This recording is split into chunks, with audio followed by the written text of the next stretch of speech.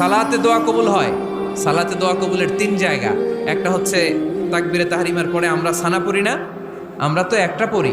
আল্লাহর হাবিব সুন্নাহ এবং নফল নামাজে আরো পড়তেন সানা, ওই দোয়া কবুল হয়। 2 নম্বর জায়গা সালাতে সেজদায় পড়ে দোয়া করলে কবুল হয়।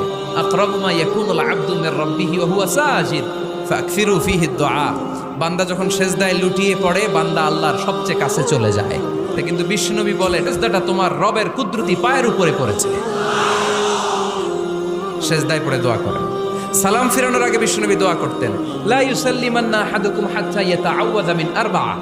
আল্লাহর হাবিব বললেন, 4 জিনিস থেকে পানাহ না আছে আমার কোন উম্মত যেন সালাম না ফিরায়। তারা যেন পড়ে, আল্লাহুম্মা ইন্নী আউযু বিকা মিন আযাবিল কবর, আউযু বিকা মিন আযাবি জাহান্নাম, আউযু বিকা মিন ফিতনাতিল মাহইয়া ওয়াল মামাত, আউযু বিকা মিন ফিতনাতিল মাসিহিদ দাজ্জাল। আল্লাহ কবরের আযাব থেকে বাঁচাও, আল্লাহ জাহান্নামের আগুন থেকে বাঁচাও, আল্লাহ জীবন